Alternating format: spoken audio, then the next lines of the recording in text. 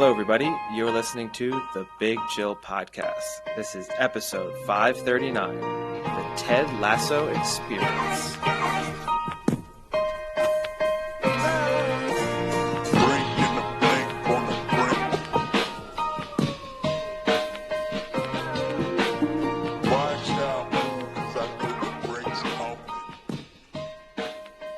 Hello, Big Chillians. Welcome back to the Big Chill Podcast. I'm Frank, joined as always with Eddie.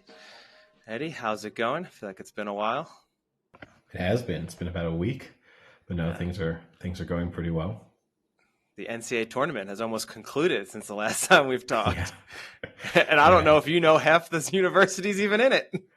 No, I barely. But yeah, the favorites have continued to tumble. And it's a record-breaking season now, right? Because I think it was the first time ever that there was no number one seed in the Elite Eight and in the Final Four, I think.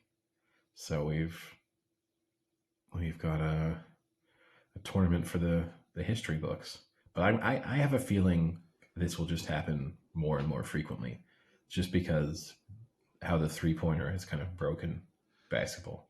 Yeah, I feel like you're going to get more upsets. Yeah, I mean, that's definitely one. I think another one, too, is the larger universities having such rapid turnover of players versus these smaller universities that you're seeing that have a core team for 4 or 5 years because they can't leave to go to the NBA because they probably won't get drafted. So, they have a little more connection when they're playing. And you've seen that. Arizona was a great example. I mean, this is a team where they've a lot of new players constantly coming in and out, and they have games where it all clicks, and then they have games where they are not on the same page at all, and everyone's just on their own. Well, they also have the Duca curse to contend with, and that's undefeated. So, speaking of basketball, though, LeBron James made his comeback this weekend after a very quick recovery from his foot issue. He didn't undergo surgery in the end. I don't know if you saw his interview, in which he said that the first two specialists he saw advised that he should have surgery, but the third one didn't.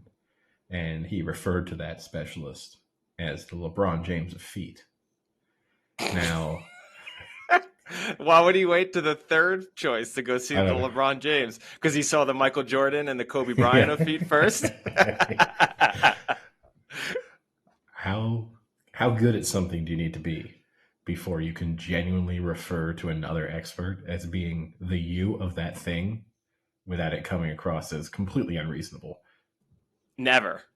I don't think it's ever acceptable. No. So Michael Jordan or Tiger Woods couldn't say, I went to see the Tiger Woods of blank. Could they say it? Yes. Should they say it? No. It's fair. I mean, I can't imagine. I'll give him the benefit of the doubt. I think he's semi-joking in the comment. He doesn't sell it enough to make it clear that it was a total joke. And deep down he believes it. That's his image of himself. This is a guy who refers to himself as King James consistently. But there's probably a little bit of humor in it. But yeah, I don't... It's an interesting one. I both recoiled slightly when I heard him say it, but then also he's so good at what he does that it's kind of justifiable. Yeah, that is pretty good. So before we wrap up our basketball intro, which I don't think we've ever introed with basketball, getting back to that Final Four, I had two questions. The first one is a prediction and who you think is going to win. You have San Diego State versus Florida Atlantic. And then the other semifinal is UConn versus Miami. And then the second one is, do you think not having big favorites and big teams is actually bad for the NCAA tournament? Or do you think it's good and refreshing and people ultimately always love the Cinderella story versus having your big Kentucky-like or Duke-like programs in there? So I think UConn will win it as my prediction, which I probably shouldn't. They're the highest remaining seed. So if this tournament has anything to go by, they stand absolutely no chance of winning. Then you take Florida Atlantic, the 9th seed. Yeah.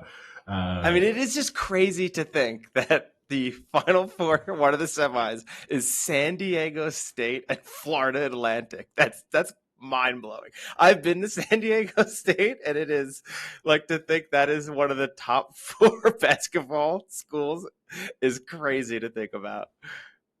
Yeah, and I mean, I guess in some ways, the person who must be the most upset by this run to the Final Four is Kawhi Leonard, because that's where he went to school, and up until now, like that was the only thing. Like if you brought up Oh, San Diego State, it was just like, oh yeah, that's where Kawhi Leonard went to school. Whereas now, it's like, oh, that's the team that made it to the Final Four in 2023, and Kawhi Leonard went there, and then it just kind of it will make it in the history books. It will make it seem less strange in a way that he is an alumni of San Diego State. But as for whether or not it's good for the tournament, I'm of the firm belief that no. That I think for the most part, all major tournaments and sporting events are more successful when the bigger teams make it far, and that you the couldn't have a ideal more final. predictable answer, Eddie. I know, but I I really say didn't this even as have to someone. ask the questions, but I thought maybe we have some new listeners. They don't know Yeah. enough about you yet. Now they get a little insight into you. Well, I mean, look, I'm someone who mostly supports smaller teams, so I'm usually have a kind of rooting interest in a smaller team.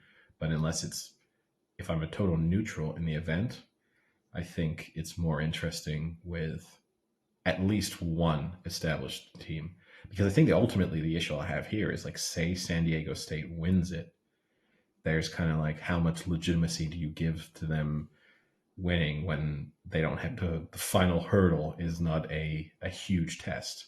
Like if they'd gone into this, if they'd made it to the final and had to beat a number one seed at that final stage, then you feel like they've really proven themselves as national champions. But when it just comes across as this kind of fluky run where a lot of the big teams manage to get themselves knocked out at times, it's, I don't know. I mean, if I were a player on the team, it wouldn't feel any less legitimate. I'm not saying that, but from a neutral standpoint, it might. So, transitioning then from Cinderella stories in basketball, most will not call this a Cinderella story, but heading into April, Arsenal are ahead in the Premier League table. In the last 10 seasons, Eddie, how many teams or clubs have not won the Premier League title when leading to start April? It won't be many. I'll say it's either one or two. I'll say two. It is only one. Yeah. Do you want to guess that one?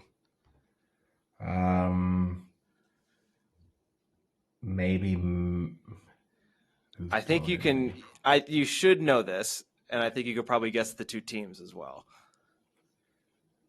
Well, so I mean, were Liverpool top last season going into April? No. No. It's always tough because you get these situations too where teams have multiple games in hand, right? So it can be a little bit misleading at times. This was a game in hand situation. Manchester United top of the table? Nope. It was 2018, 2019 when Liverpool were sitting on 76 and City were sitting on 74, but had a game in hand. Yeah. No, because sometimes some of the famous ones where teams have closed gaps at the end, where they'd be like, well, they were 9 points behind going into the final 7 matches. Like, yeah, but with 3 games in hand. So you'd rather have points on the board in all situations. Like, it's the advantage Arsenal have at the moment, for sure. But you still have to factor in games in hand with, especially nowadays. Less so, like if you go, I mean, we've spoken about it before. If you go back to the late 90s or early 2000s when teams were winning the league with 80 points, it wasn't a guarantee that they were going to string together 5 consecutive wins. But with City, Liverpool in recent seasons, and so far Arsenal, you just have to assume that if they're playing anyone outside the top 6 or 7, then it's almost certainly going to be 3 points. Yeah. Well, they're 5 from their last 5, so they're cruising on all cylinders. But hopefully the international break doesn't slow down that Ferrari. Yeah, it's always a risk. I mean, I think especially if you're Arsenal, it probably feels like it came at the wrong time. I know they do have a smaller squad and things, so they might appreciate some of the rest, but not only because you lose a bit of the momentum, also you'll just, like if you're Arteta or Guardiola, you'll just be nervously watching all of these matches, hoping that someone doesn't get injured, playing in an international match of what will feel like less significance than what they're doing on the club scene, and seemingly everyone's made it through unscathed. Obviously, Saka was the star of the show in England's performances, so you know he'll be hoping to continue that form for Arsenal over the remaining 10 matches as well. Well, Saka and Harry Kane, right? Yeah, I mean, Kane didn't do a ton but he did what Harry Kane does, which is... Well, he did. He achieved a milestone. Yeah, he became England's all-time leading goal scorer with the penalty against Italy on, when was that, Thursday, and then scored again to put, the interesting thing is going to be, I suppose he could probably score another 20 or so goals in his England career, so he's going to be way out in front of Wayne Rooney. And it does, we sometimes discuss those, unbeatable records. He has a realistic chance of putting himself in almost unbreakable territory, just because of the length of your career and the consistency that you'll have to have in order to, if he ends up on, say, 80 goals for England, which is feasible, to try and get there, that's a long career and a very consistent career to get anywhere close. Yeah, I mean, it would take a really long time, but it would take a really potentially short time to beat his trophy case. Yeah, no, I mean, and that's where I feel sorry for him. He scored the goal. The fact that he also broke the record with a penalty, which then immediately led to, well, why couldn't you do that Pour against some salt France? in the wound. Yeah, into the fresh wound. so there was that shame, and a lot of people questioning, in a sense, his legitimacy as England's greatest goal scorer. With people poking holes in the number of penalties he's taken, the opposition he scored against. I think for the most part, when you're doing that type of analysis of international goal scorers, the list is mostly going to be made up of fairly unimpressive teams. Like, that's just the nature of international football. Like, the vast majority of games that you play are against teams ranked outside the top 10 in the world. People can also be pretty dismissive sometimes of, like, scoring a goal in, I saw the people just putting together the list of teams he scored against, like, oh, well, it doesn't matter. He scored against Senegal. He scored against Nigeria. They're kind of running through this list of teams. We're like, those are decent international sides. Like, we can't just dismiss out of hand because they didn't win, the World Cup last time around. It doesn't mean that they're awful. But it's ultimately, if he really kind of wants to secure his status, I think he needs to win something, but ideally for him, from that England legacy perspective, he needs to win something with England. And in those opening two qualifying matches, I think they've looked pretty much as good as anybody else. There's certainly room for, reason for them to be pretty confident that they're one of the two or three favorites for this Euros. They've virtually qualified now, having beaten Italy away and Ukraine, who are the two major challenges in the group. So, and we take it for granted as England fans that under Southgate, this all seems easy. And again, I think people, even winning away in Italy, and then afterwards people were criticizing maybe the quality of the performance or the substitutions in the second half, or a bit of the second half negativity. But, England going and winning in Naples is significant. But yeah, some people just never happy. Well, some people, including some on the podcast.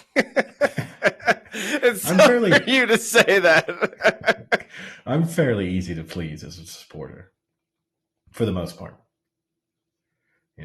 The lows get pretty low, but I'm pretty stable at most moments. Now, I guess switching, we'll probably get back onto football a little bit later when we do our reaction to the first couple of episodes of Ted Lasso. But staying in the world of real sport, big news out of the NFL today, with Lamar Jackson coming up with one of the least intelligible public statements I've ever seen. Oh, I knew you were coming for him. I mean, can you not get someone? I appreciate that it was clearly written, that he wrote it himself. Then he gets some credit for that, because you would imagine most of those things would just be handled by agents and PR teams, and that he might not even have looked at it.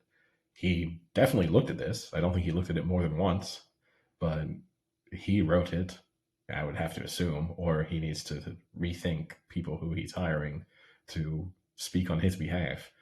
But the number of typos and just sentences that barely make sense for a statement of... Do you want to try and read it? I mean, I'll read the part of it that I thought was absolutely the worst, because the beginning and the end aren't too bad, but it's actually when you get to that middle period where he starts to actually make his statement, where he says, "As of March 2nd, I requested a trade from the Ravens organization, for which the Ravens has not been interested in meeting my value. Any and everyone that has met me or been around me know I love the game of football, and my dream is to help a team." I believe. Yeah. I wish we could insert like that. Maybe we will. Who knows? We'll see what the post-production values are like on this episode. But yeah, the Billy Madison just reaction. We are all now dumber for having had to listen to this. May God have mercy on your soul. But it's just a terrible, when you're, one of the leading figures in the NFL. It also kind of strange, because it feels like everyone sort of knew that he was probably going to leave at this point. So, he's making something official that was pretty unofficially widely known. But it will be interesting to see where he ends up. Yeah, it's actually a little annoying to listen to some of the... So I've listened to some of the reactions from, various people in media, and they've been pretty hesitant to kind of not shoot him down a peg or two, but to everyone's kind of been a little pro Lamar. And when you look at the writing on the wall, it's tough to kind of be very pro Lamar in this situation. Now, this isn't even discussing what the locker room scene is like, what his relationship is like with the coaches and the owners and things like that. But you'll hear a lot of people say, "Oh, he was recently an NFL MVP." That was 4 seasons ago. In the NFL, 4 seasons is by no way recent. I would say going back 2 years is the max you can use the word recent for in the NFL, with how players change so quickly, and injuries and just fatigue and aging. So, I mean, he was offered supposedly last September $133 million guaranteed at signing, with $175 guaranteed for injury and $200 million total guaranteed if he was on the roster in the 2026 year. That would have been second amongst all QBs besides Deshaun Watson, who that was just the worst contract negotiation of all time. And the Browns just have really screwed the NFL for how bad that was. But that was, 5 years, 230. The next closest one is Russell Wilson at $124 million. So he would have technically be making $75 million more guaranteed than Russell Wilson. I mean, those are decent numbers. So if at that point you are full out denying that, I mean, you kind of have to question what you're doing. He's representing himself. He's doesn't want an agent. He thinks he can represent himself, and it's clearly not working. And when we don't have to go and look at his stats, but I mean, his stats have been declining every year. He's injured every year, and his postseason record, which we've talked about a lot, in the past 2 years on this podcast, is terrible. I mean, it's really bad. So I don't know what he thinks he deserves, but there's obviously no one in his ear kind of telling him, maybe you're a little too high on yourself. The issue is the system's just kind of broken, right? In that every starting quarterback expects to sign a record-breaking deal. And then, as you mentioned, the Deshaun Watson contract and the fully guaranteed aspect, like these players now take it as a slight if you're not offering them the greatest deal that the NFL has ever seen. And we just can't operate in an environment where the top 10 starting quarterbacks in the NFL are setting new records every time they sign a new deal. Like the figures are just going to become, they're already astronomical, but they're going to become baseball-like contracts. You're going to get these guys signing like 15-year billion-dollar deals before we know it. And yeah, it's just not possible. The money they offered him, supposedly or allegedly, is fair. But I guess if you're him and in your mind you think you're a league MVP and a sort of unique, franchise defining quarterback, then you want that record. The issue I got for him is I don't think there's that many great landing spots. Like Baltimore is probably as good as it gets for him in terms of being competitive. Like the thing that would concern me if I were him is now he's going to end up on a team that probably wasn't even in the playoffs last season and probably hasn't been in the playoffs for a few seasons. And maybe he gets to save face by signing a big deal because there'll be a team out there that's desperate for him. But I don't. Can I throw out one for you, a scenario? Sure. Let's say I'm going to give you two people I want you to be, or two personas. One, Jets ownership and players. Two, Jets fans. Would you rather have Aaron Rodgers or Lamar Jackson? As a fan, I would much rather have Lamar Jackson. Like, it's a player not coming towards the end of his career. Yes, he kind of messed the Ravens around last season, but prior to that, and I think ultimately that just came down to the fact that he knew he wanted to leave. And so he didn't see the point in playing and potentially getting injured for a team he didn't want to stay with. So 1 year of being disgruntled employee versus 5. Versus a career of it. And not even just a disgruntled employee, right? A disgruntled family member, boyfriend. All right. Just a disgruntled human being. I think as a fan, I would definitely rather have Lamar Jackson. As a teammate, I don't know, because I think feeling like he did sit out on a team would bother me. But I think more is like, if you're a player, who do you think gives you the better chance to win? No, but I would have to think seriously about watching someone who last season kind of gave up on his team. Like, he had the possibility of playing in the playoffs. Which one are you talking about? Well, not Aaron Rodgers didn't give up on his team. He didn't play particularly well. Okay. But Lamar Jackson sat out games when, based on all publicly shared medical information, he was healthy enough to play. And he could have had a playoff run with a team and instead decided no. And if you're one of his teammates playing alongside him, that would have been upsetting. And I think if you think about the potential, like, do I feel like I want to play with that guy? He abandoned his former teammates. I probably don't want him on my team. So as a player, as a potential teammate, I think that would be really off-putting. As a coach, as a general manager, as an ownership group, again, I'd probably rather have Lamar Jackson. Still kind of tough. Younger. But I'd probably rather have Lamar. He's younger. You've got him, like Aaron Rodgers, there's every chance you've got him for one season, and then he just retires.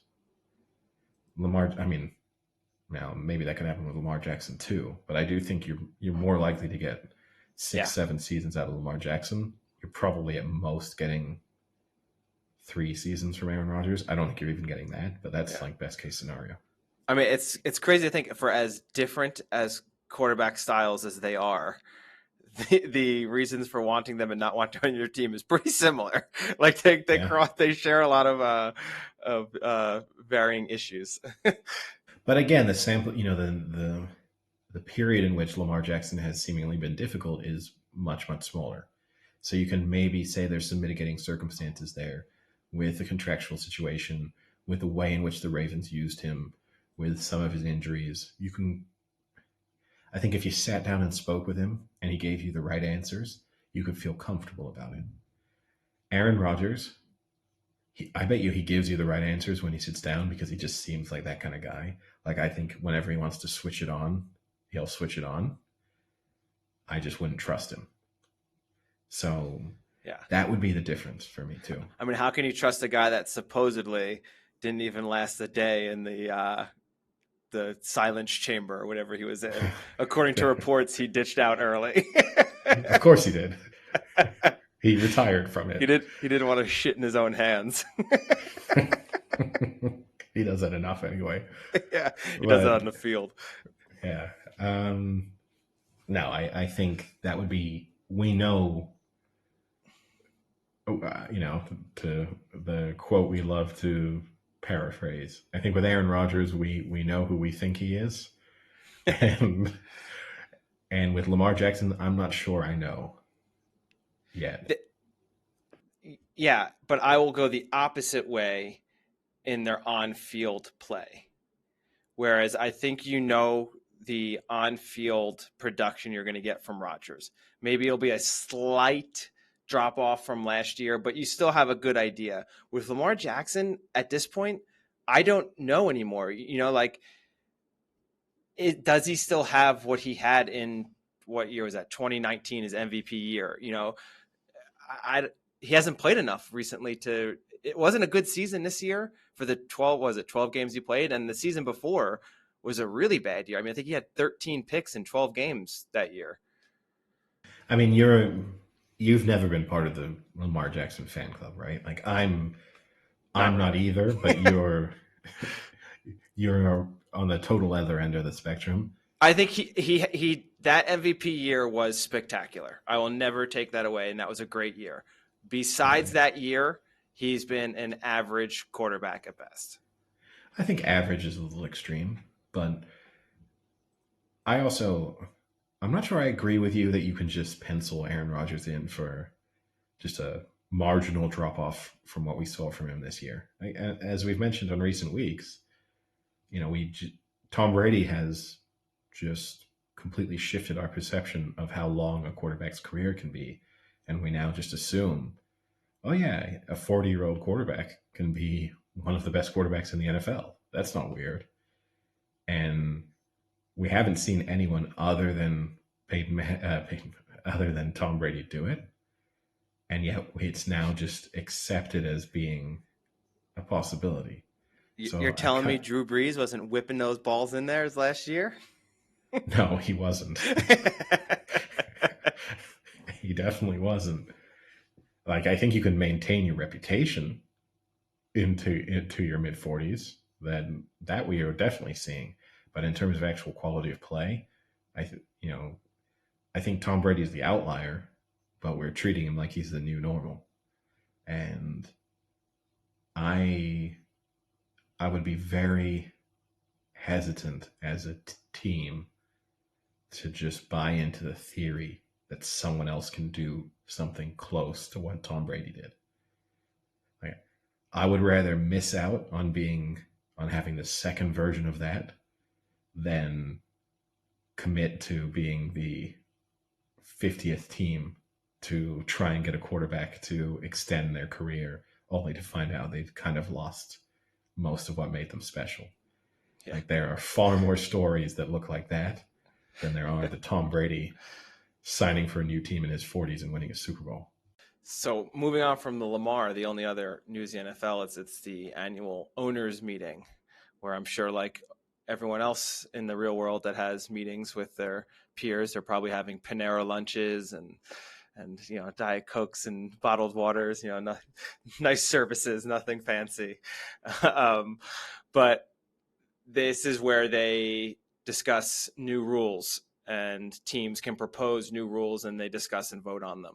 So I know, Eddie, that you are a fan of rule changes and ways to improve every aspect of every game.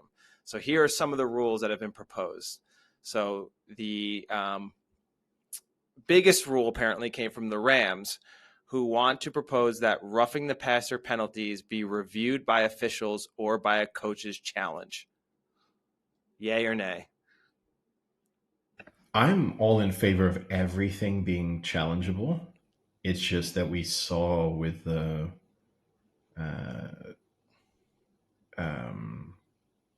what was it a couple of years ago? Pass interference. Yeah. We saw that just the rate of it was kind of never overturned. They just stuck with the ruling on the field, so the challenge was pointless. I'm totally fine with the same idea. Like if a coach wants to challenge it, it's one of your two challenges in the game. I'm perfectly happy with that. Okay. The reviewable element, I'm less in favor of, just because that just feels like it's going to slow the game down. Because you could be reviewing potential roughing the passer 10 times a game, and we could be adding an hour onto every game. I don't think there's 10 a game, but I agree. There's probably about 3 to 4 a game. I think there's more than you think there are if you got into a situation where that was reviewable, because then it's like with every rule that you make questionable ones and then you can just overturn it. And also, more to the point, well, no, but I'm saying not the review element, but if reviewable from the official standpoint, so not a challenge. If they are themselves, I feel like you'll then get. It's a little bit like rugby suffering from this situation at the moment, when they've introduced these quite strict rules with red cards and head contact. I think you'd then find situations of officials not wanting to miss a potential roughing the passer, so they'd either be calling it on the field or deciding to review it post play. And I think there would be more, because every time a quarterback kind of got hit backwards and potentially hit his head on the ground, people landing on top of them, everything would be getting reviewed. It would be painful, I think. So this is one I don't fully understand. The Detroit Lions propose a rule that would allow officials to consult on penalty enforcement. So I'm wondering if that means if someone throws a flag, they can get together and agree that to pick the flag up or to not enforce it. I would be in favor of that, and I would go one step further. The NFL last year did a little bit of if there's something that was pretty egregious that the, upper review booth saw, they would signal right down and they would kind of just change it instantaneously. Like they wouldn't have to go under the booth. I'd be in favor of that for almost any situation where if they threw a flag, but then you go to the booth and it was like, actually, no, he wasn't grabbing his face mask. He was grabbing something else, like call it off, and they could call it off. I think that anyway, I agree with you, to not slow it down, but to still be able to almost slightly review everything that's called. That would be a nice one. And I guess that would be another way of them getting together to whether or not to enforce a penalty, would be getting together with the upper booth as well. Well, they can do that at the moment, right? This rule is just proposing an additional situation in which they are allowed to consult.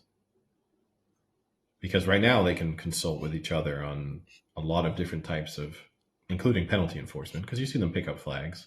Mm-hmm. But this is just one additional situation in which they could potentially overturn a penalty. Yeah. But yeah, so Lions, I don't see why you can't do it on everything. The Lions also proposed coaches can challenge personal fouls and team can earn a third challenge if they win only one of their challenges instead of having to win both. So does 50% earn you another shot?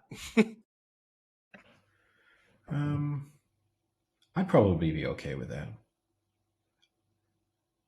It would. I mean, yeah, I'd probably be okay. You don't see that many instances of coaches getting both challenges wrong anyway. Yeah. So it's basically saying you're going to get 3 challenges, but yeah, it doesn't. I would be fine with it. It doesn't bother me too much. Here's one that might hit home a little, Eddie. also from the Lions. The proposal would allow teams to designate a third quarterback from its inactive list or practice squad to play in a game if both of a team's active QBs are ruled out. Does that sound familiar? I'm fine with this. I'm fine with the idea of having I'm fine with the idea of having kind of unlimited reserve quarterbacks. It's the one position where you kind of need that flexibility.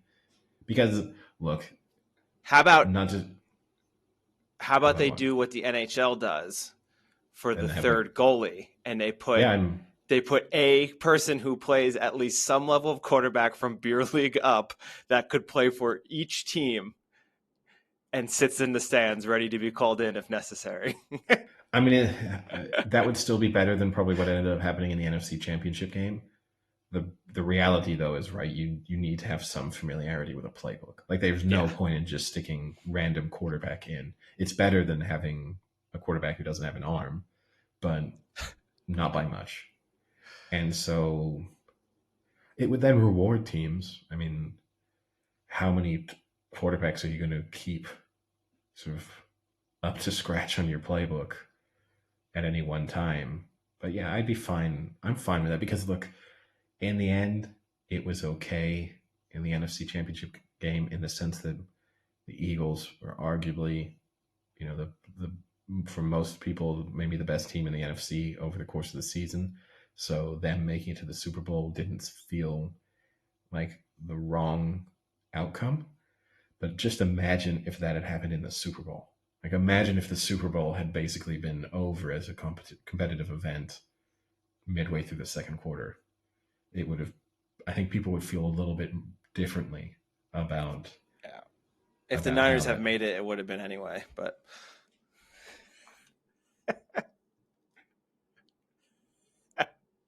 I'm not going to bite. Yeah, he kind of did. The face bit.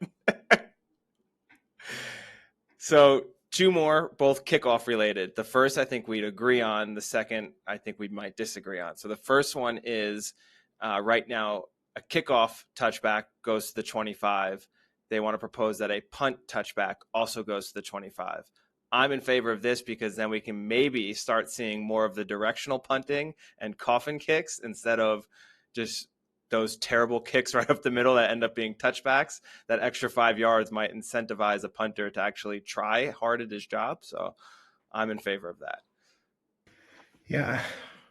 I mean, part of me would just then think, though, that I don't think there's a huge amount of skill in punting anyway. Like, I think this is the biggest con a lot of professional athletes are pulling. Like, I know Pat McAfee wants with his whole, punters are athletes too nonsense.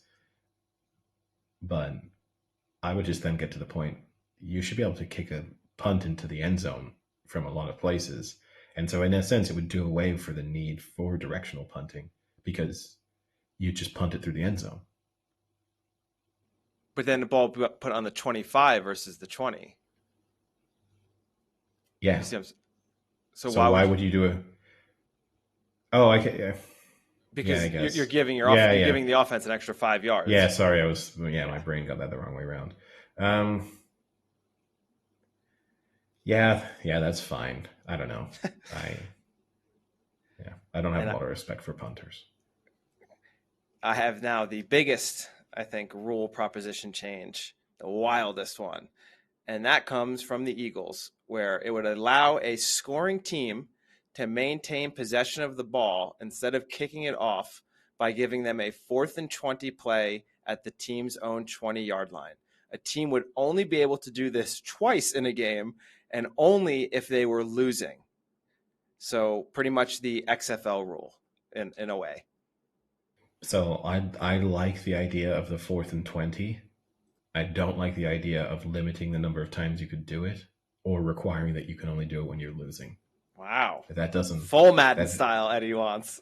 It just doesn't make sense to me to have rules that are that specific. It does sound too much rule-y. Then you got to hear the idiots explain it.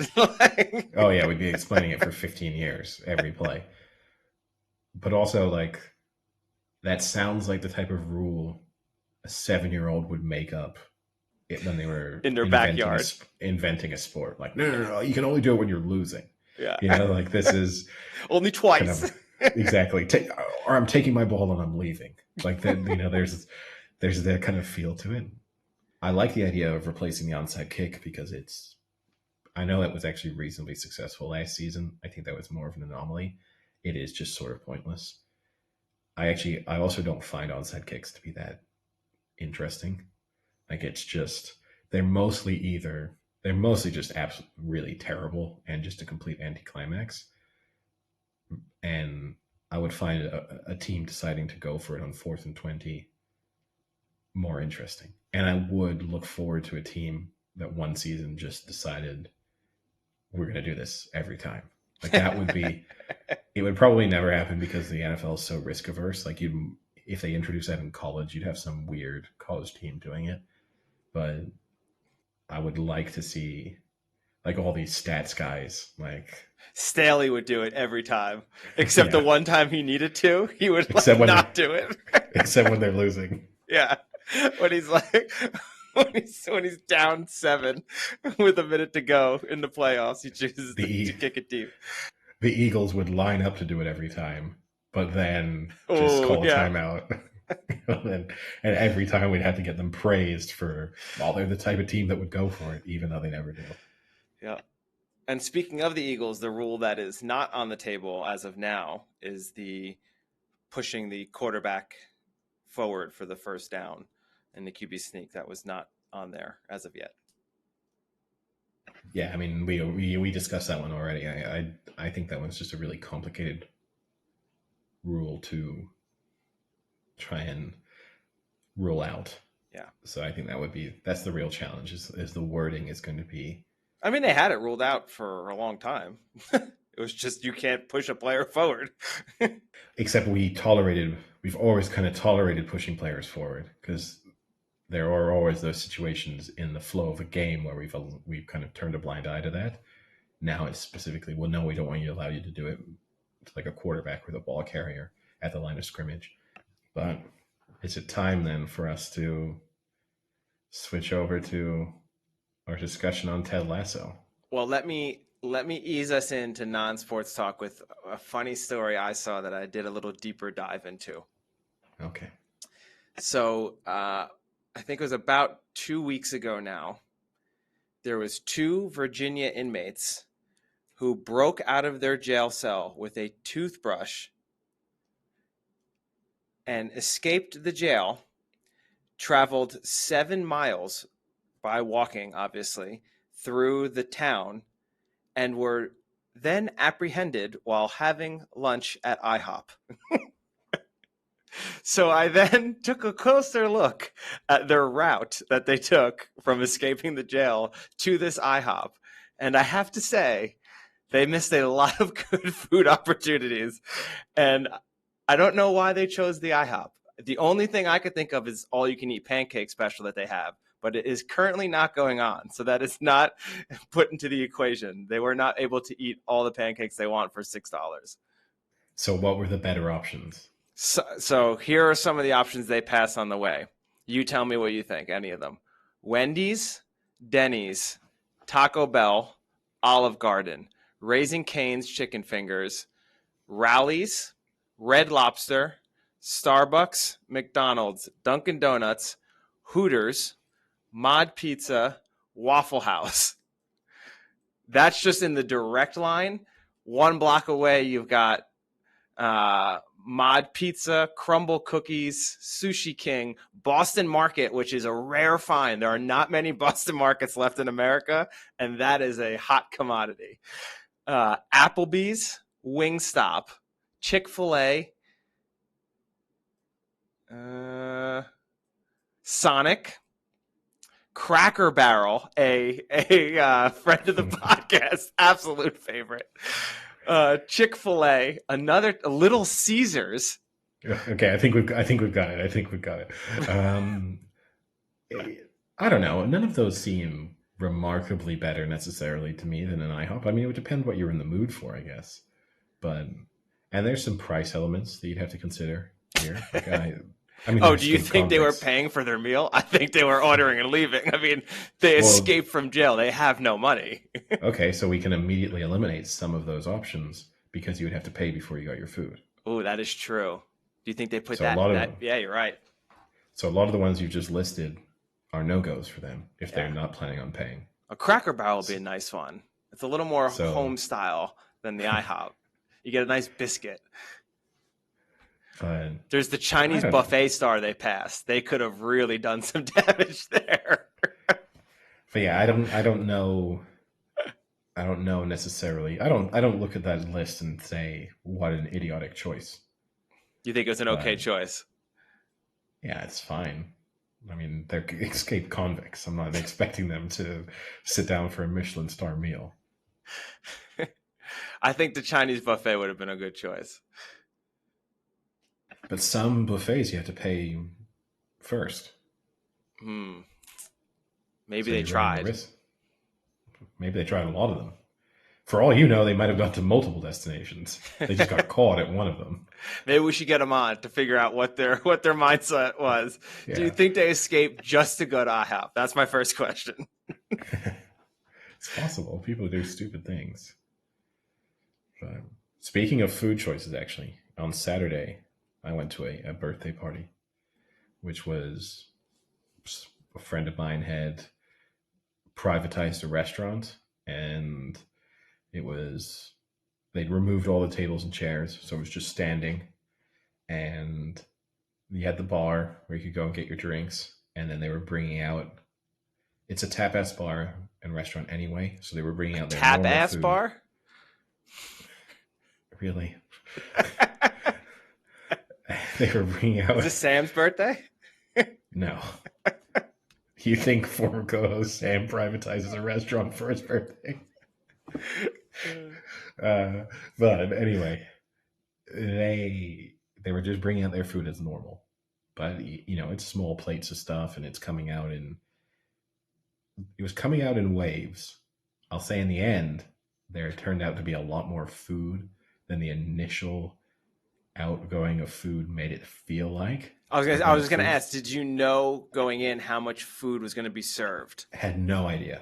Oh wow, and that's so tough. At first that's they brought the first couple of things, and then like some more other things would come out. So in my mind, you're thinking, oh, that probably won't reappear. Like that was all of that. This is going to be all of this, and it just the strategy then in terms of people trying to get their food. Because I mean, why did I waste it all on hummus?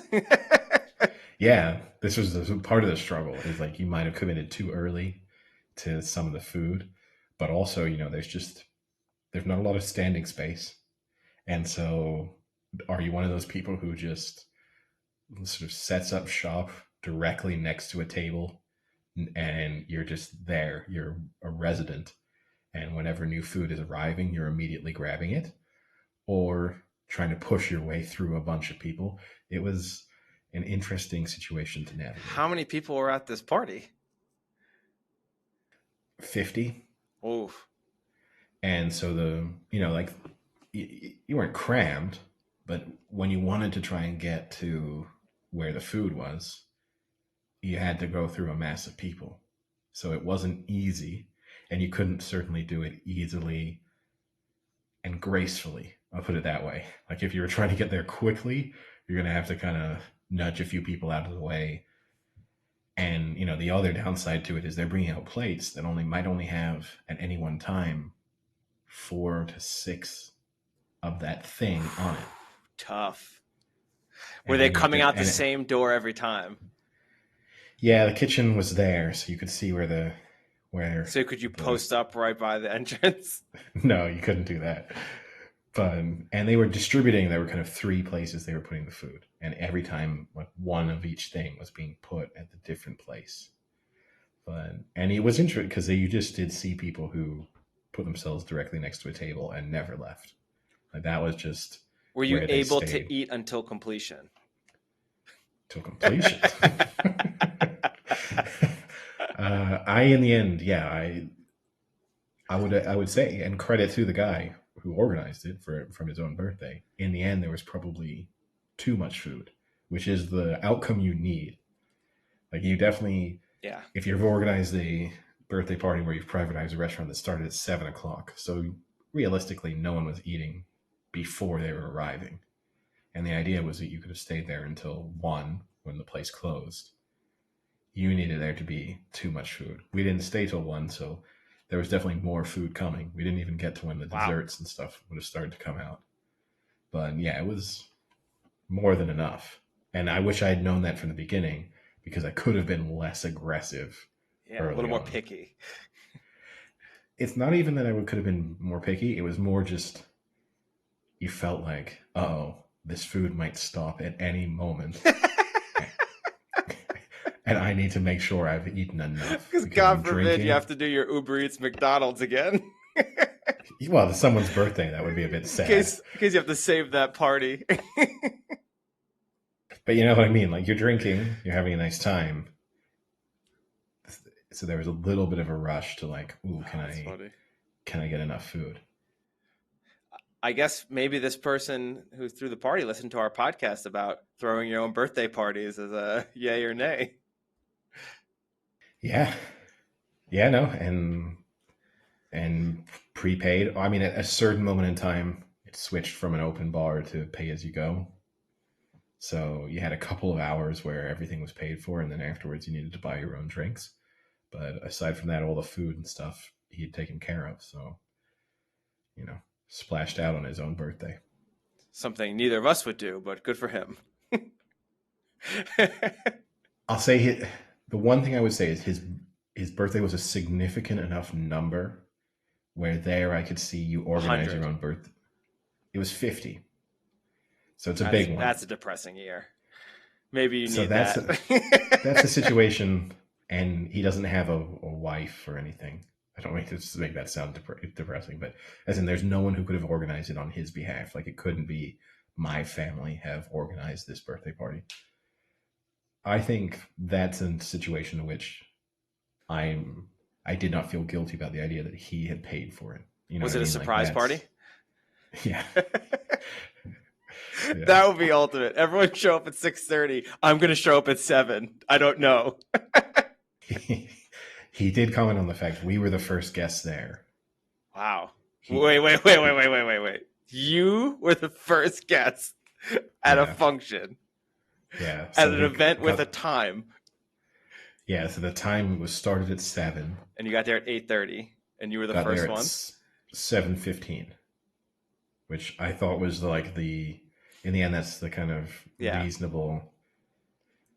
And I'm happy we went when we went because otherwise it was just him by himself sitting there waiting for people to turn up. And there was probably I think the next people arrived at about 7:30. Wow. So, yeah. Well, maybe he was doing the Parks and Rec thing when they organized that party, they opened the door when they put the time on the invite and no one's there. And they're like, whew, thank God. No one shows up on time to a good party. He did. It didn't. He mentioned it himself. He had to think about what time should I show up. Like you kind of need to be the first person there. It's your own party. It's weird if other people are arriving and you're not there. So he put 7 on the invitation. Yeah. But But then you have to assume no one's turning up at 7 on the dot. No. But you kind of have to be there. You still have to be there. Yeah. Even 6:45. Yeah. Give a rundown, make sure everything's going okay. So is it time for Ted Lasso? Yes. Yeah. Season 3 of Ted Lasso. So spoiler warning if you haven't watched or started season 3. If you haven't watched any of it, then don't listen either. But if you haven't watched season 3, that is what we'll be discussing. The first 2 episodes. We won't say don't listen. But if you haven't watched it and you intend on watching, pause, go watch, and come back and listen. You're not banned from listening if you haven't watched. But the first 2 episodes of Ted Lasso. So they've both been out for a while now. You've had 5 days to watch the second episode. So I'm assuming most people who are they're airing a weird time, either Tuesday nights or Wednesday mornings or something. It's really weird. It's Wednesdays for me. Okay, yeah. But maybe with the time difference, if they're releasing them Wednesday morning UK, and then it might sneak into Tuesday night for you. So this is obviously the final season of Ted Lasso, as announced by the creators. Supposedly. Although, well, I definitely think it's the last season, but they have said that if a spinoff were to happen, then they would be welcoming that spinoff, which really scares me. Yeah, I think it's the last season with Ted Lasso. Yes. I think there's a very strong possibility that we have side characters continuing. Yeah. So who wants to start? Do you want to go episode by episode, or do you want to discuss just the first two in general? We can do the first two in general, I guess. And you want me to get the ball going? We can maybe do it in slight chronological order because it obviously makes sense to do it in that way. I'll just give you my overall opinion first, then we can get maybe a little more specifics. So overall, I thought the second episode was much better than the first. My issues with this show right now, as much as I want to love it, and as much, I guess at this point, nostalgia I have to that first season, it is doing a lot of things really badly that I don't want to see in the first place. And it's limiting the good aspects that were fun to begin with. So for me, I think the most fun of the show was Ted interacting with the coaches and interacting with the players. It didn't specifically have to be like super football, soccer focused, but just some interaction at some level between them, I think was the hit of the show. With him, with his non-traditional coaching of being an American football coach and all of that was fun, entertaining, was funny. The dynamics of him being happy-go-lucky and, Nate being, not Nate, Jesus Christ, Brett Goldstein, Roy being grumpy and Coach Beard kind of being like the quiet mystic thing. It was fun. And then the players all had their quirky things. That was great. They've like purposely gotten away from that, especially in episode 1, and are building off of the characters that are the most annoying parts of, like, they're so cartoonish, some of these characters, that it's just a struggle to watch it, where season 1, as unrealistic as it was, had some realistic aspect to it. And like Nate's character now is like, I cannot stand him as a character. Like, it's the point where if I ever see him in anything else, I just won't like it because he drives me insane. Between the spitting thing, which is the worst choice. It's awful. Whoever decided that they should do that and stick with it is almost as bad as probably the same idiot who decided they should do that assistant owner person who goes every time like something bad happens. That same person probably did both of those, and they should be fired from the writing crew. Higgins, but it's the like the whole Keeley storyline to me is pointless and is not very funny and is not very entertaining. I get that they want to give all the characters and the actors their due respect and let them, do their thing. But you have to remember what made the show great. It wasn't Keeley. Like Keeley was a minor side character who had some good anecdotes. She wasn't on her own trying to like run a company or run her modeling business. They're just taking away from what I really liked from it. Yeah, so the Keeley storyline I can do without. I'll join you on that. Also, just most of the criticisms of her are totally fair. And I think with Ted Lasso, we have enough of the person with no qualifications managing to somehow succeed. We don't need, this is a world in which knowing what you're doing doesn't matter anymore. It's just about being plucky and positive and willing to do things in a slightly different way and caring about people. And as long as you do all of that, like the next thing we know, they'll show that the club doctor never been to medical school. Well, and they're also kind of doing it with Nate too, right? Like Nate was a one-time equipment manager all the way up to head manager now for West Ham. And then the part where he was like, I am qualified for this job was the stupidest thing. Right? I earned this. Yeah, I earned this. No, you didn't. No, and look, that's the issue. And they didn't even do a good job of trying to show that he did earn this.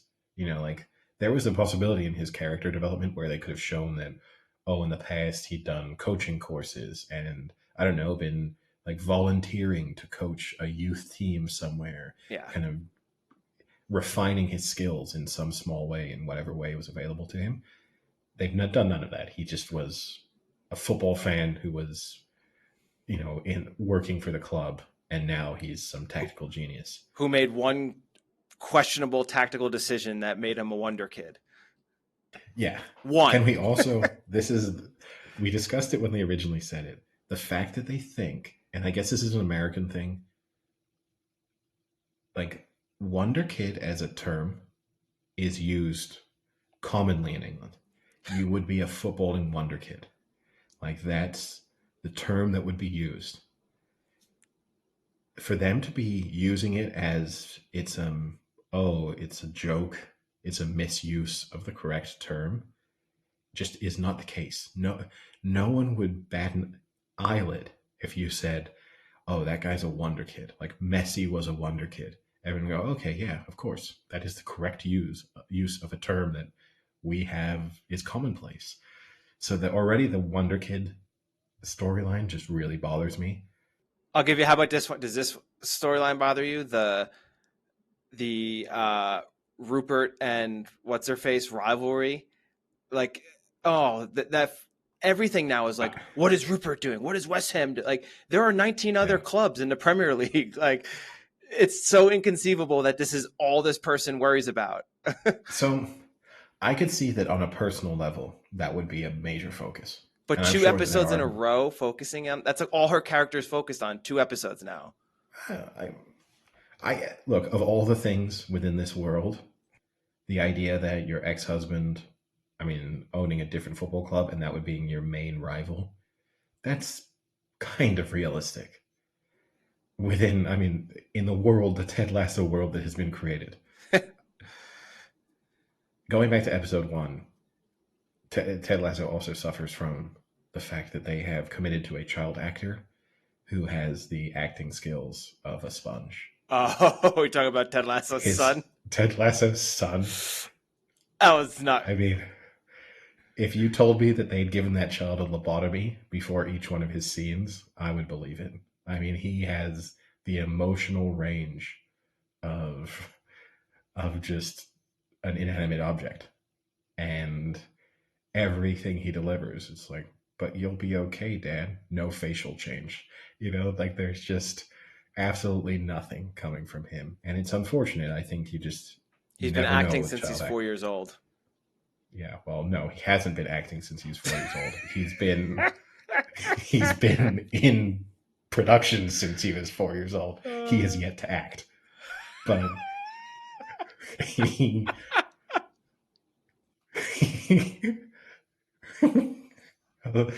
Glad I got to really rip into a child on this episode. But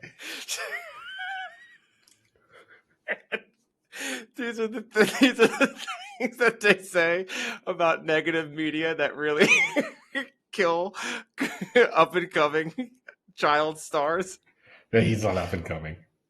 Put it this way, the term wonder kid will never be used to describe him in his acting career. But anyway, we'll try and move on from that. Maybe he just didn't agree with the writing. Okay, let's not put it all on him. Maybe he was unhappy with the writing. Or maybe they give him very specific instructions of like, make sure your face doesn't move. But then the major storyline that develops in season 1, which is tied into the obsession with West Ham. Season 1 or episode 1? Episode 1, sorry. The fact that all of these players, staff, everyone is obsessed with the preseason prediction and outraged by the fact that a newly promoted side is predicted to finish 20th is just so stupid. Yeah. Like, I don't know. And you have the Dutch player who is kind of the voice of reason there for a second of saying, well, it's normal. Promoted clubs are. But it bothers me so much. That bothered me so much. I'm fine if that had been like one little mention. It would be maybe normal to ask Ted Lasso in a press conference that question, perhaps. Like, oh, how do you feel about the preseason predictions? Not a lot of people are giving you much chance of staying up. That's a question you get asked in preseason. but for it to just be the only thing anyone is focusing on, like, can you believe these assholes are predicting us to finish 20th? It's like, yeah, you're a newly promoted team. And as far as we can tell, you've made no signings. None. So they haven't made one signing. No, that we, at least no one's significant. They haven't made mention of, maybe there's some extra squad players. But yeah, this is that. It was so stupid. I couldn't live with it, really. Yeah, no, that was one of the, every major storyline that was in episode 1 just drove me mad. Between that and then the fact that Rebecca is just solely focused on, like, oh, well, where did Rupert's team? Where are they ranked? Blah, blah, blah. Like, just those two combined really upset me. And then once they introduced Nate, and he's now gone from a shy, quiet equipment manager to potentially the biggest scumbag on planet Earth in one season. Like, if they are going to do what I think they're going to do, and he'll turn him into actually being like a caring and, understanding person by the end of this season, then that is one of the worst progressions of a character I've ever seen. Because, like, even his press conference, if any person had said what they've said in their press conferences, the media would be like, wow, that guy's a dick. Oh yeah, he'd get fired.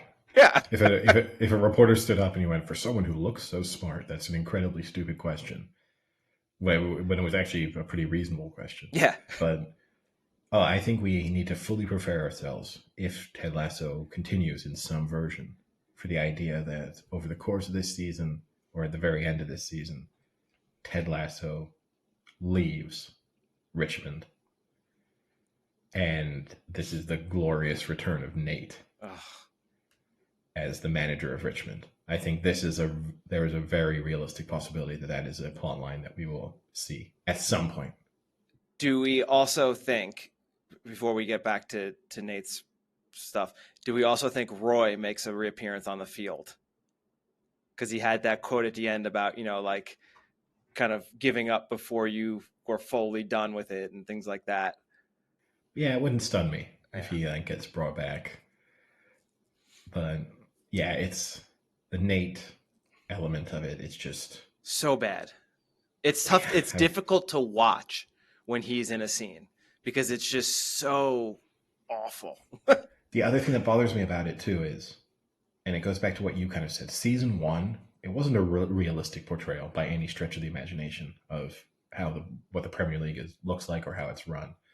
But they had at least created this concept that everything was normal aside from Richmond appointing this American football coach, with the original idea of doing it on purpose so that they would be relegated.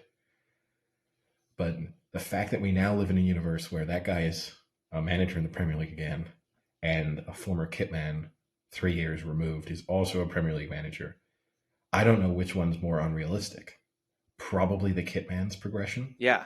So Ted Lasso is kind of just boring by comparison. It also bothered me in this episode that they kind of reveal that Ted Lasso, his knowledge of football has basically not progressed. Like, he has a zero tactical understanding still. He's been in the job for 3 years. And this is a guy who seemingly is committed to always improving himself and being open to new ideas. Roy Kent introduced the concept of 4-4-2 to him in this, which is like the most standard formation and tactic you could have ever had. And this is his first time he's hearing of it, 3 years into the job. And, just kind of on multiple occasions reference the idea that he basically still doesn't have a clue about what he's doing. And he's just there to be like the positive vibes guy. Yeah. That bit bothered. Like, he was a successful coach, right? In American football. He must have the skills and knowledge of a coach. Why isn't he's not a complete moron. No. Why isn't he learning the basics of the game so that, like, progress past that stupid joke that this is some, like, hick who's never seen a sport with a round ball before? Yeah, agreed. You know what? I will hold off a little until episode, like, we get some more later episodes. Maybe just episode 1 in particular was just not very good, because some of the other aspects that really drove me bad about episode 1 that you didn't see as much in 2 was it was kind of lazy. So 1, they said Premier League like 2 or 3 times. Yes. That bothered me. 2, the Dutch player said it at one moment, which really bothered me. 2, when they go onto the underground to discuss the sewer system, the guy says miles. Like, come on. It's an English tour guide in London, like, or Richmond, wherever he was. No, you use miles in the UK. Really? Yeah. He would say miles over kilometers. Probably in that situation, yeah. Okay. Yeah. I was surprised. Like road sign distances are in miles. Okay. The other issue I had, kilometers for the most part, but like distances like that, you might have it done in miles. Okay. Some of the jokes, like that first season, they did a really good job of kind of upping the level of the joke, or having a joke play through in certain scenarios, like setting it up for later, kind of the thing like Arrested Development was really known for. And now they like were setting up a dumb joke that would be said right. Like the one that drove me mad the most was the Coach Disco. Like, oh yeah, Coach Disco is going to take over. And then instantly you're like, please don't drop like a dumb dancing party joke. And he instantly was like, and we're not just going to party all day when I'm coaching, or something stupid like that. And it's like, so that was the best joke you could come up with in this scene, was to waste a character by introducing his name as Coach Disco to drop that line. Like, they were better than that in season 1. Much better. Yeah. I just feel like they almost exhausted all of those jokes in season 1. I feel like they get rammed. They're too frequent. Like the Ted Lasso isms. We discussed this in season 2. Like, he can't get through 3 sentences without having one of his stupid sayings come in, and the dialogue is too perfect. Like, he sets up, I just like Succession does that same thing where like no human talks like they do in Succession, but it's still interesting and fun. But for him, he would be such a moron if anyone didn't respond the way he needs them. Like, with the way he's able to predict what the next person would say, Ted Lasso is a genius. And yet we have to believe what World War II is. No, but if you think about it, like, he's thinking 4 or 5 sentences ahead to set up being able to respond with his dumb joke. Yeah. And yet this is the same guy who the rest of the time, can barely tie his own shoes, seemingly. That bit bothers me. Going back to inaccuracies, this is a very small gripe. When they went 1-0 down to Chelsea, they went just before halftime. So it was 1 minute into injury time that they fell 1-0 down. The scoreboard in Stamford Bridge said that the goal was scored in the 46th minute.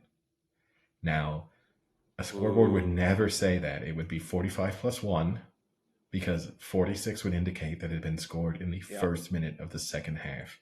And that is a meaningless oversight. But again, it's indicative of the show overall in the way that their attention to detail on things that should just be obvious is just not there. Slipping. Yeah. And I just think it's too... I don't want this as an anti-American statement. It's just too American now. And I think there was an article in The Guardian I read the other day, like, Ted Lasso has not really taken off in the UK in the same way in which it has in the US.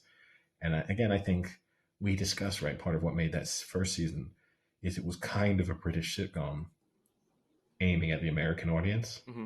And now it's become more of an American sitcom that just happens to be based in Britain. And that's a very different vibe. Yeah. Now, episode 2, I thought I laughed a lot more in episode 2, because I think they started to get back to what was funny. Like the locker room scene when all the players were getting confused about like what was going on. I thought that was really funny when they were like, wait, who's doing this? What's doing that? Like, that was pretty good. When it's just all of them kind of just like cooking off each other, it's good. And I think when you just let Roy do his own thing, I know you think it is getting old, but I still think he's super funny. Like when he snuck up on that security guard in Chelsea, it was like, "You motherfucker!" And then the guy was like, "Oh, Roy!" Like I thought that was like that was clever. I thought that was kind of funny. Just like that was always who he was, that kind of thing. What I didn't like though about season 2 was that they're basically someone in LA who is a writer went to an LA Galaxy game and saw Zlatan play and thought, "Hey, let's get him into season 3." I mean, Zlatan will love it, right? Because what a compliment to him. It kind of feeds into his ego. Like, we basically live in a world where Roy Kent is very clearly Roy Keane. Yeah. And now Zaza is very clearly Zlatan. And aside from that, there aren't necessarily obvious kind of parallels. Like, their players are amalgams of other examples, or just like very basic versions of what a footballer is. I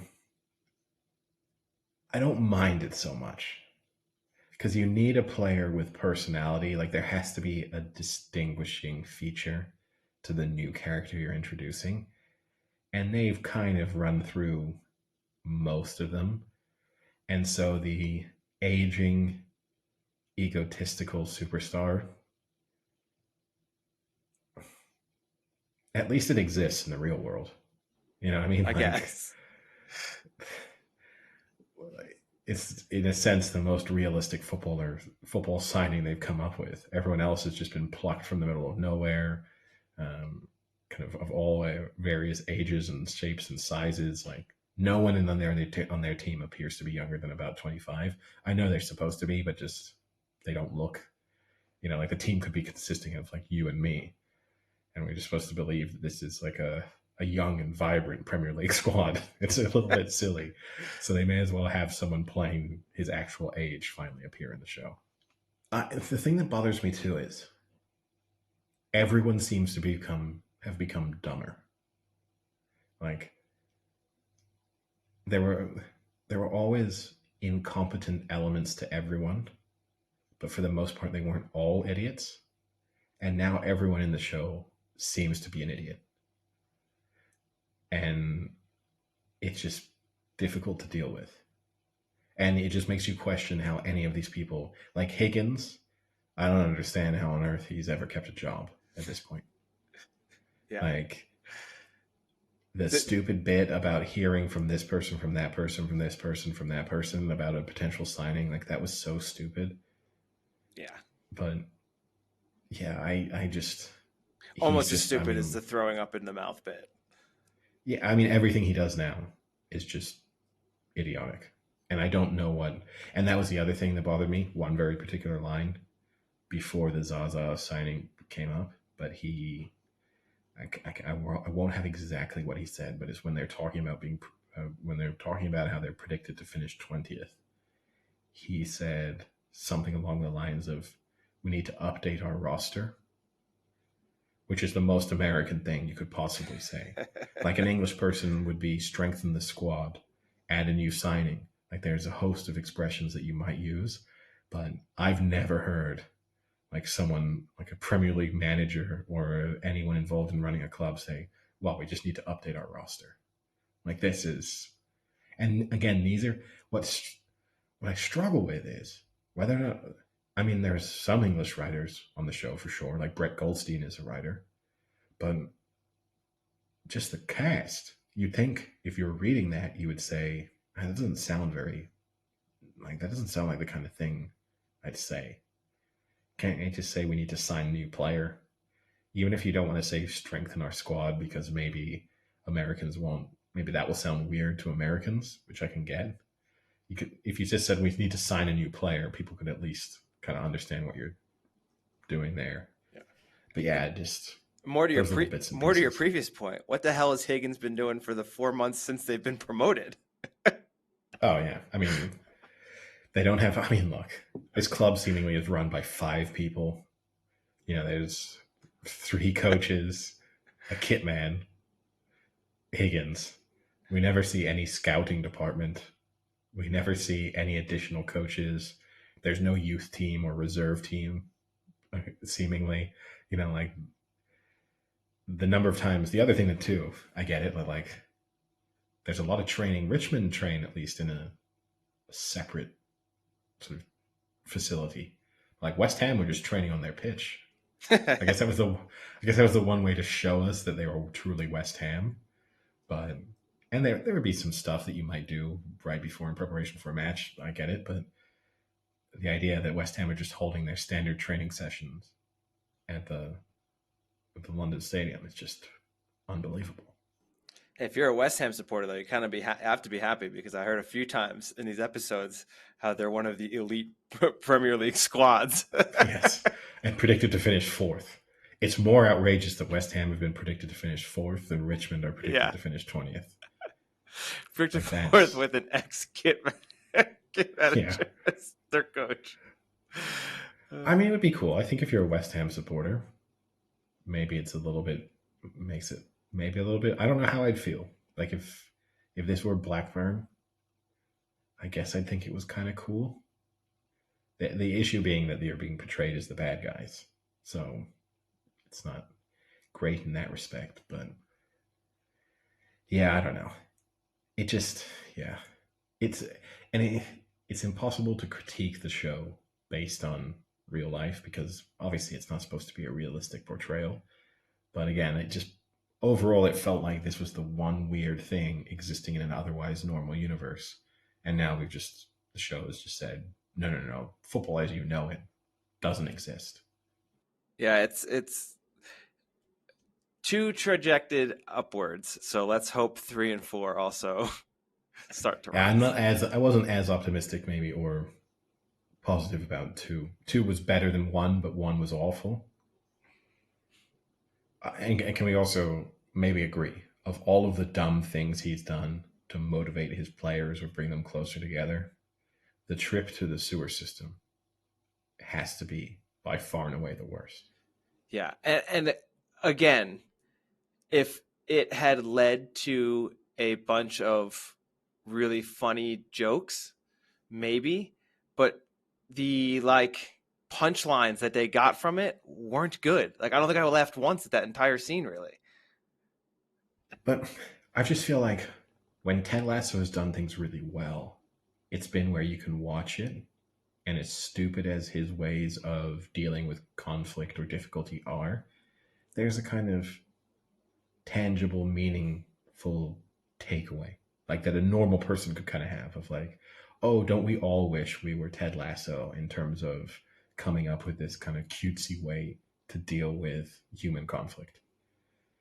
And instead taking someone to the sewer system and being like, you need to deal with the problems and negativity in your life the same way London dealt with their sewer problem, which is by channeling it carefully through your body and connecting it to other people and sharing out that shit. It's so contrived that I couldn't. Yeah. It's the kind of thing, up until this point, Ted Lasso has always managed to do something that resembled a bad team building exercise, but nailed it. So you'd be like, oh, if someone at my company did that, it would actually be kind of cool. That is what my nightmare team building exercise is. To go into the sewer system with all your colleagues. It's not the fact that it's the sewer system. It's that wait, hold on. The big lesson you think we should take from this is that we must deal with our challenges in the same way that they dealt with cholera and contamination, and we must build this internal sewer system to channel it properly through ourselves. No, but you're right, though. It was also connecting one another and stuff like that. You got to take a little bit from you and take a little bit from me. Which I didn't really understand even. It was just so stupid. Again, I feel like I've been at team building exercises that have been close to that, and I hated them. And this was just one step further. Yeah. I've been at a power plant system where they showed us how electricity and how you have to fuel your energy, but never the sewer system. Just dams so far. But yeah, I mean, who knows? Maybe it gets better. Maybe more of the sun in episodes 3, 4, 5. Leave this kid alone, man. He's going to listen to this podcast and never want to act again. No, look, I'm sure he just has to build a London internal London sewer system so that he can channel my negativity and deal with it in his career. Any other topics now that we've slightly put Ted Lasso in the sewer system? No, I don't think so. I think that's pretty much it. Yeah. To offset that, I have been watching the new seasons of Yellow Jackets in succession, so I'm okay with it. Yeah, I'm still plowing my way through Always Sunny, so not at the end of that yet. At least got some good stuff. Also, actually, Yeah. I think I mentioned this last episode or a couple before, but Top Chef is doing Top Chef International All Stars, and it's based out of London, and it just makes me really want to be in London. I don't know what it is, but I see things, and I'm just like, oh man, I'd love to just be in London right now, just watching a match, going to the races, sitting in a pub. Soon enough. But yeah, no, I guess that's it. It's worth saying. I guess we got some good footballing guests coming up over the next couple of episodes. So there's topics, for example, we didn't discuss Bayern Munich sacking Nagelsmann and stuff, but we had a chance to do that over. Maybe. But we got a chance to do that over the next couple of episodes with some real experts and journalists. So that will be good. All right. Well, with that little lead in,